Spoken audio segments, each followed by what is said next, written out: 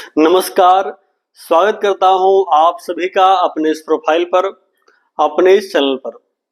दर्शकों, आज की इस वीडियो में हम बात करने वाले हैं पितृ तर्पण को लेकर के। पितरों का तर्पण कैसे किया जाए, क्योंकि ये विषय बेहद आवश्यक है, बेहद गंभीर है। आज की पीढ़ी और कई लोग ऐसे हैं जो इन चीजों से बहुत विमुख हो गए हैं। बहुत लोग क्या, बिल्कुल विमुख हो गए हैं, कुछ जानते ही नहीं। और कुछ जो लोग कुछ जानते भी हैं वो भी कुछ करना नहीं चाहते। और कुछ लोग जो करना चाहते हैं वो सोचते हैं मैं कैसे करूंगा, मुझे कोई विधि नहीं पता है, मुझे इसका कोई ज्ञान नहीं, मैं कैसे उनको तर्पण दूं, कैसे पानी दूं। ये सब विषय उनके मन में बना रहता है और ऐसा सोच करके वो कुछ नहीं करते हैं।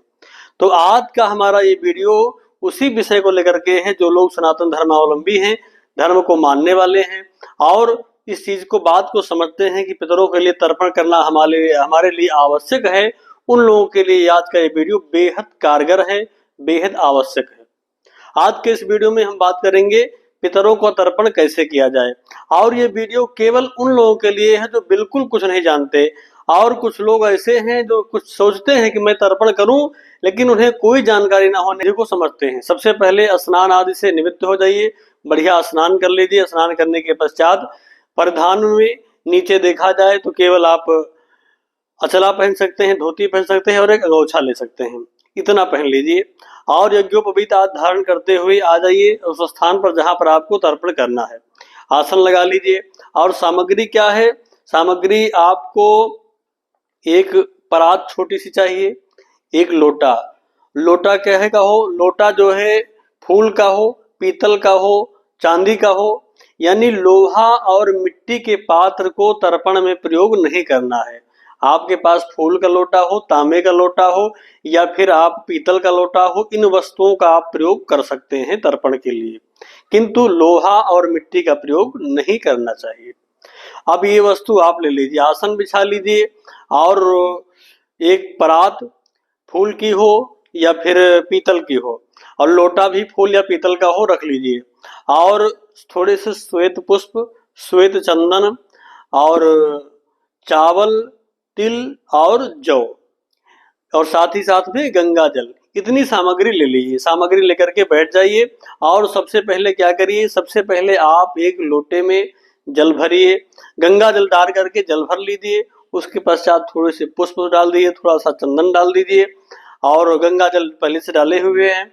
ऐसे में लेकर के सबसे पहले इसको दाहिने हाथ में रख करके बाएं हाथ से पितरों का ध्यान करिए, आवाहन करिए।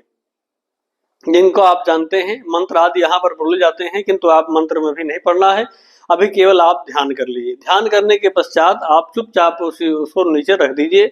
और उसके पश्चात कुशपावित्री मिलती है। कुशपावित्री आजकल बाजार में भी मिल जाती है, अगर ले सकें तो बहुत अच्छी बात है। अगर किसी कारणवश आपको ये भी सुलभ नहीं हो पाता है तो कोई बात नहीं, छोड़ दीजिए। अब इसके पश्चात क्या करना है, देखिए, इसके पश्चात आपको लोटे में सबसे पहले चावल डाल लेना है। चावल डाल करके और पूर्व मुख करके, पूर्व यानी पूर्व दिशा की ओर मुख करके बैठ जाइए।